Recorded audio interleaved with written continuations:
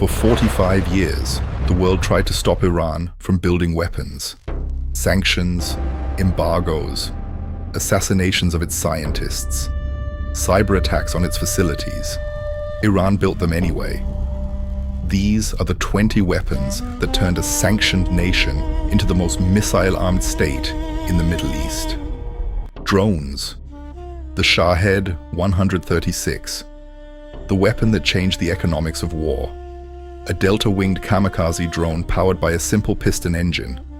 Range 2,000 kilometers. Warhead 50 kilograms. Unit cost between $20,000 and $50,000. The interceptor missiles fired to destroy it cost between $3 million and $12 million each.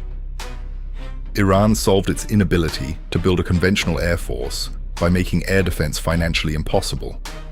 Every Shahed that forces a Patriot launch fulfills its strategic purpose, even if destroyed 15 kilometers from its target. Deployed in Ukraine, Yemen, and directly against Israel in mass barrages. In December 2025, the US military reverse-engineered a captured unit, built their own version called Lucas, and used it against Iran in 2026. The Shahed 238. The Shahed 136's direct evolution. When Western air defenses achieved 83 to 94% interception rates against the original by 2025, Iran replaced the piston engine with a compact turbojet derived from the Tolu 10 family. Speed jumped from 185 kilometers per hour to 500 to 600 kilometers per hour, compressing defender reaction time from minutes to seconds and defeating gun-based close-in weapon systems that had neutralized the earlier model. Operationally deployed since late 2025. Iran's answer to being countered was not to abandon the concept, it was to make the same concept faster. The Mohajer 6, Iran's primary battlefield reconnaissance and strike drone, turboprop engine, endurance 12 hours, wingspan 10 meters. It carries QAM, laser-guided bombs, and Sadid anti-tank missiles. Exported to Russia, deployed over Ukraine, observed in Houthi operations in Yemen. Iran claimed it produced more than 90% of its components domestically. Western intelligence agencies identified microchips and components from American, European, and Asian manufacturers routed through third countries, the UAE, Turkey, China, to evade sanctions. A weapon built from parts the world agreed not to sell Iran. The drone that proved an embargo is only as strong as the countries enforcing it. The Shahed 149 Gaza. A medium-altitude long-endurance platform with a wingspan of approximately 5 meters. Not a strike weapon, a persistent surveillance platform, designed to loiter for extended periods at altitude, feeding real-time targeting data to ballistic missile batteries below. The Shahed 136 gets the attention. The Shahed 149 is the system that tells it where to go. Iran operates these over the Persian Gulf continuously, watching American carrier movements and building the targeting picture for weapons that haven't been fired yet. The Hadid 110, first publicly demonstrated in 2025. A jet-powered suicide drone launched from an unmanned underwater vehicle operating beneath the surface. The target sees nothing on radar. No surface launch signature, no warning. Conventional naval defense assumes threats arrive from above or at the waterline.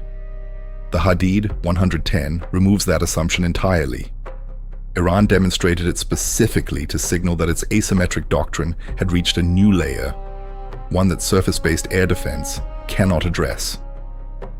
Ballistic missiles. The Fateh 110.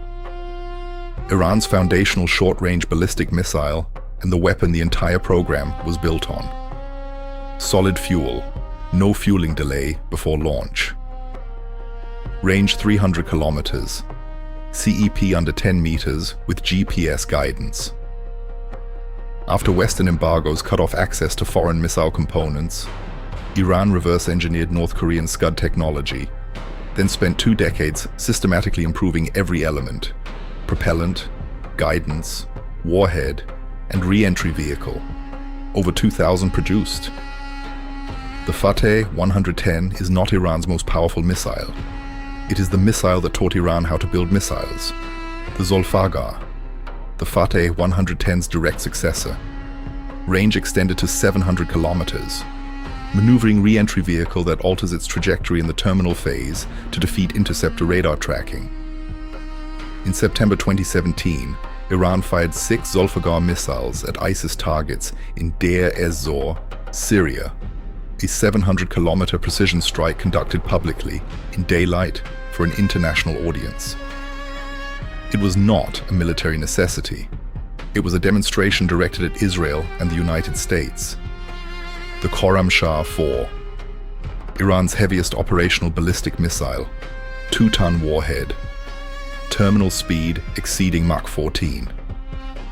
Iranian media described it as a super-heavy system with a warhead designed to defeat layered missile defense through sheer mass and velocity rather than evasion alone. First combat use reported in early 2026 during the escalation against Israel and US forces.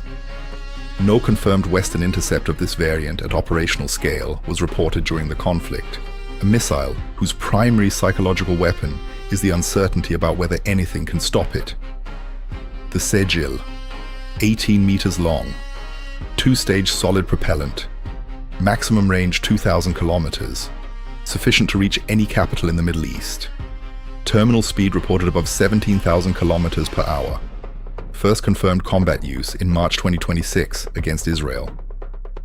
The culmination of 2 decades of solid fuel propellant development after Iran's leadership decided that liquid-fueled missiles were too slow to prepare and too easy to locate and destroy before launch.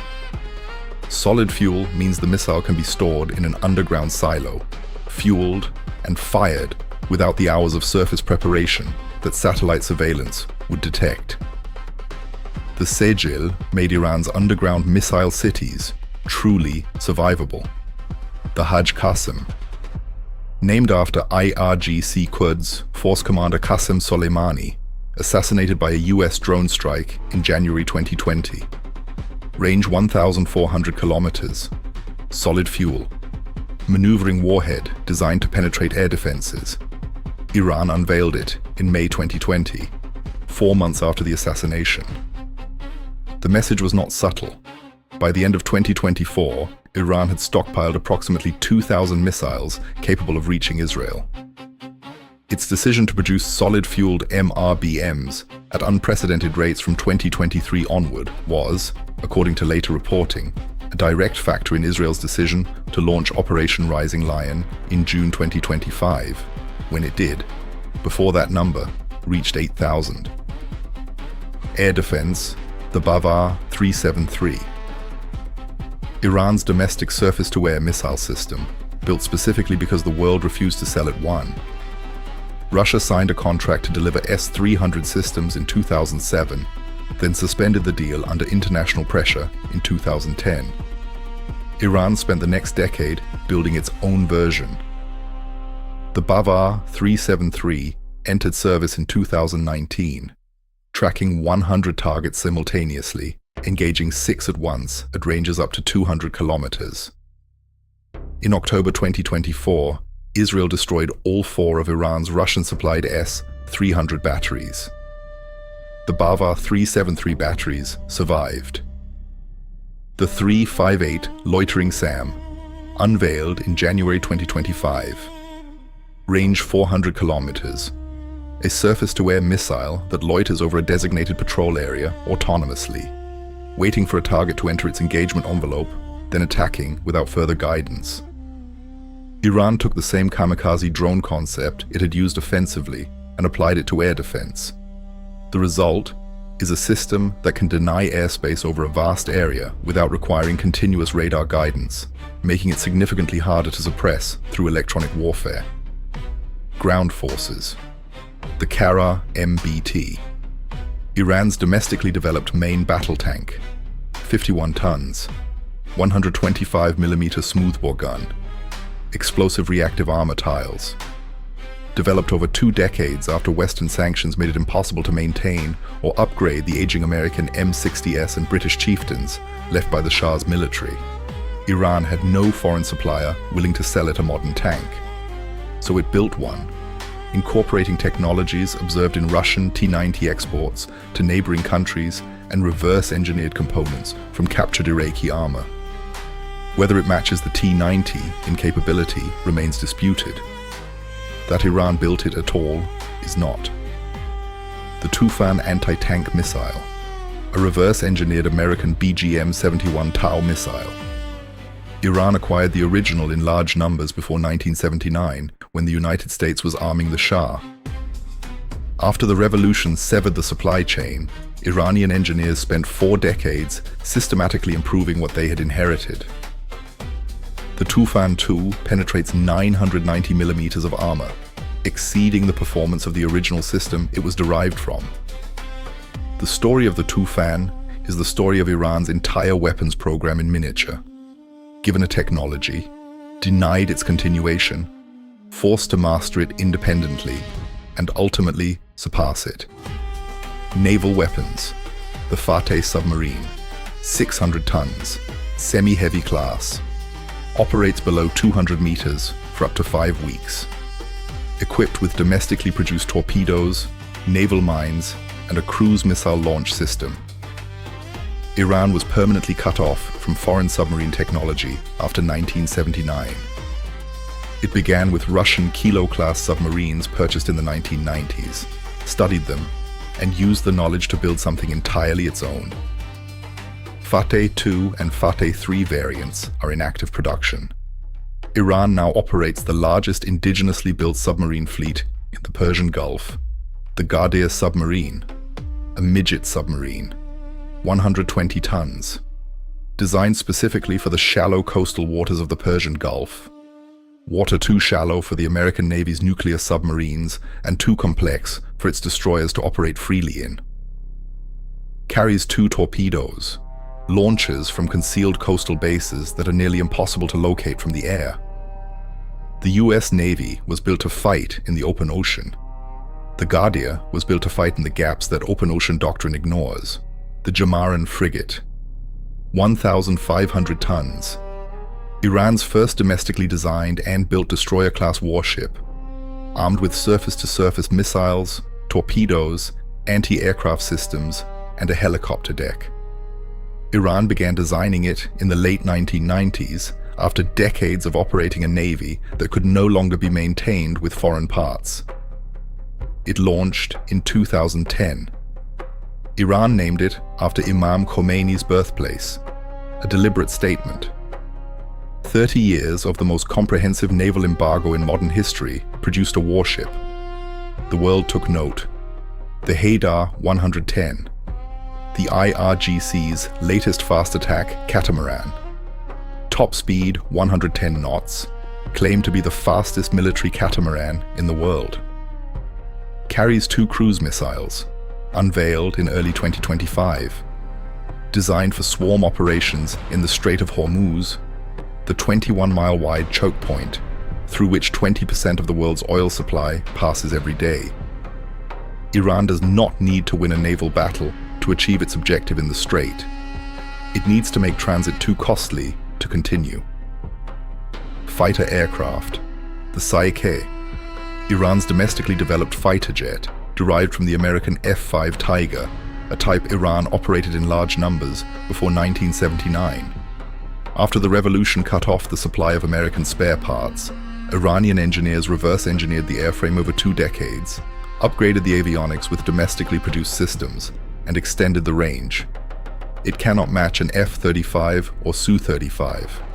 It can enforce Iranian airspace, carry precision-guided munitions, and, critically, be built, maintained, and upgraded without any foreign supplier's permission. The Saeqeh, a lighter single-engine domestic fighter, also derived from the F-5 airframe, developed in parallel with the Saeqeh. Iran operates both alongside a fleet of American F-14 Tomcats, purchased from the United States in the 1970s, now the only F-14S flying anywhere in the world, maintained entirely with domestically produced spare parts for over 4 decades. The aircraft the US Navy retired in 2006 still patrols Iranian skies today. Iran kept them flying, not because it had the technology, because it had no other choice, and then it developed the technology.